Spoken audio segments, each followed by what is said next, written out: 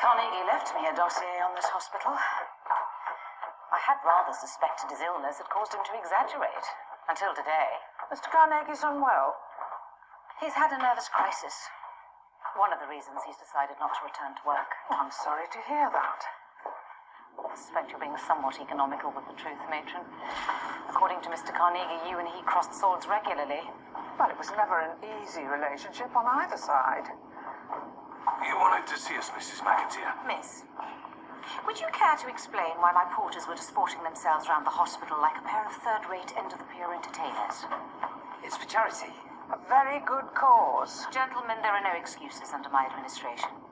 You must be professional in action and dress at all times. Matron, if we could continue? Mr. Carnegie, please come back. All is forgiven. Third rate, the uppity little madam. I've not been pushed around by a woman, and I don't intend to start now.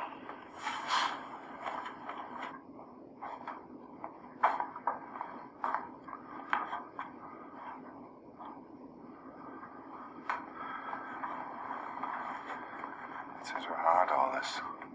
She seems slower than she used to be. Less agile. Old age. Or maybe a broken heart. It's good to have you home. It's been too long. I know. Far too long. Your mother always had her heart set and you joined the church. She put to the back of her mind that you'd be lost to us for years.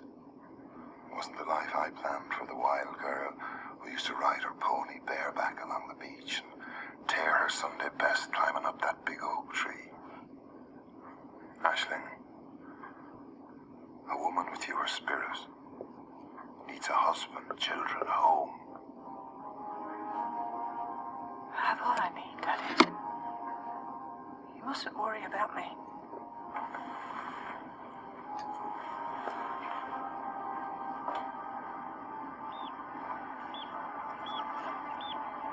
Sister, let go of me. You're the only person I can talk to. I deserve that. You deserve nothing. Aisling! You always were a passionate woman, weren't you? Just like your sister.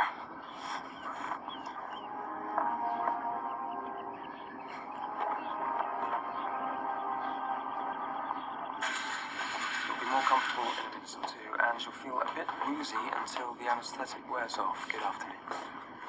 I can't believe you could allow anyone to leave towels draped over a creaky old heater with an open flame. You always have to bring things down, don't you, Anna? Does it really matter? Nobody died. House is still standing. Unless one of the children started the fire deliberately. Don't start again. It wasn't me. Leave her alone. Arson's a very serious crime. It can lead to a long prison sentence. None of the children in our care would wish to harm any of our little community, would they? I think Ruby needs some rest. Yep. Let's get back and assess the damage. No, she's not going back, not without me. Can I stay? I won't be any trouble. You're more than welcome to come back tomorrow. I promised my mum. Oh, honestly, Ruby, you can't stay joined at the hip forever. Yeah, we'll take good care of her. Don't worry. When he gets out of here, we'll have redecorated by then. We'll have a party. How about that? Come on.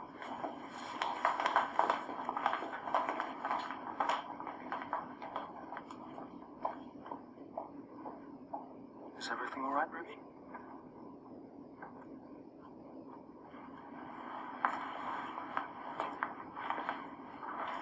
Who's she kidding?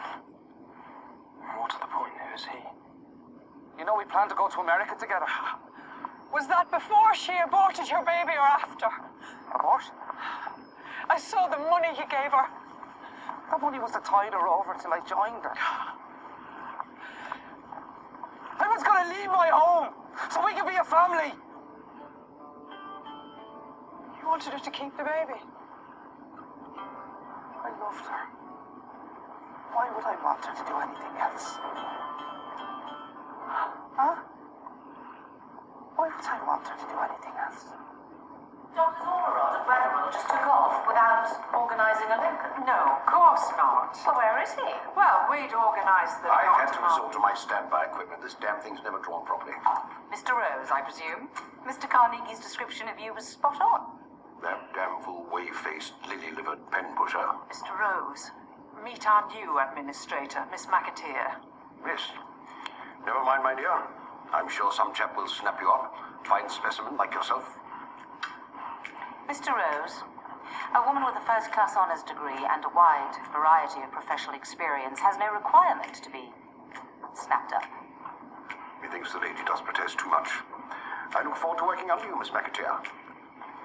Very much indeed.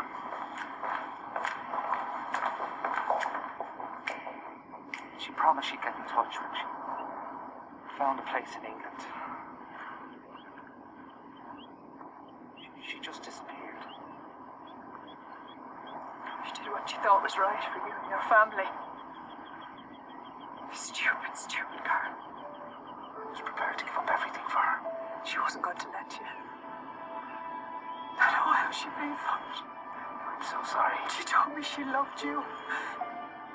Love's such a precious thing. How I wish she hadn't squandered all she ever had to give on someone as shallow and selfish, deceitful as you.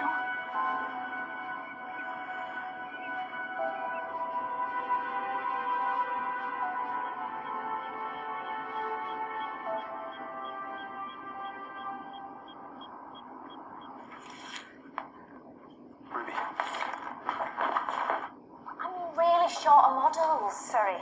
You won Miss Helsingby, didn't you? The prize was a year's modelling contract for some agency in Leeds. So I did. So you've got experience. For the last time, I'd rather stick pins in my eyes than model for anyone, okay? Patient missing from Fawcett, all hands on deck.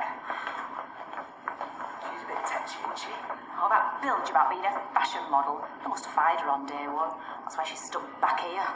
Come on. Ruby! Where do you think you're going? Oh, my sister. You'll see her in the morning. Okay, let's get you back to the hospital. Nurse. Doctor, I had these pains.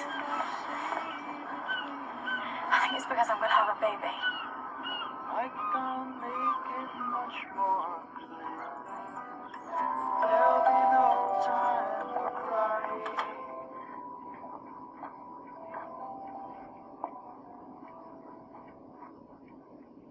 Saw you on the beach. So, I watched you flirting with Moira at the Christmas dance. Then you both went out to take the air. And today, I held a baby with her father's eyes. we only just buried the girl and you're slandering her. The girl you slept with! A girl half your age. And you a married man. A guard with a family. So what if I did? I've borne 3 children to you.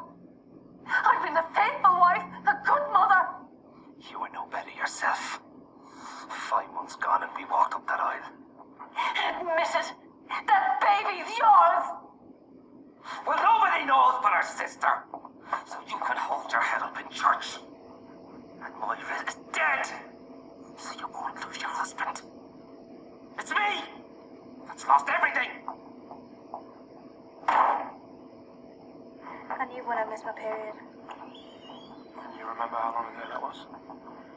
3 months. I counted. I didn't know what to do. I'm afraid you've lost the baby. I'm very sorry. I never wanted it. You're still bleeding. We're going to have to do another operation to clear out your wound. I don't want another operation. I just want to go home to my sister. I'm afraid you need surgery to make sure you can have another baby when you're older. Why would I? You might. In the years to come. Just me and my sister, that's all I need.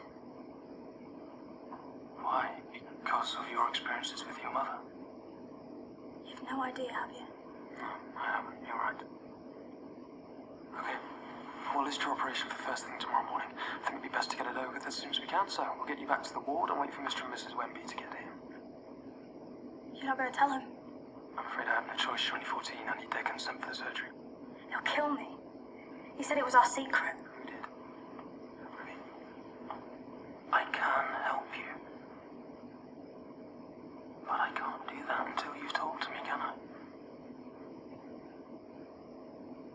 She's sound asleep. Oh, bless her. Oh. It's going to be hard work, Mammy. Baby at your age. Just take her upstairs. You know, with the lads in America, they've been... Oh, Mammy, be careful.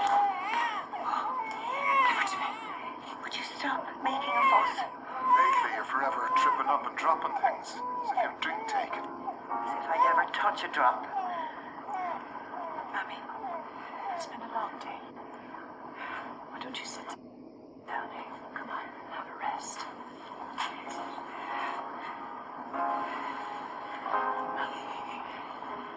Daddy can look after Ashley. For a while, can't you?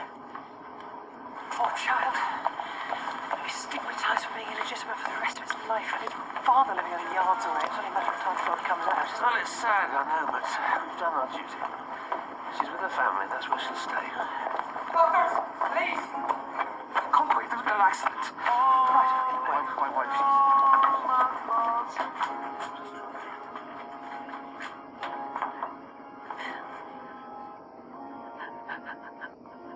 May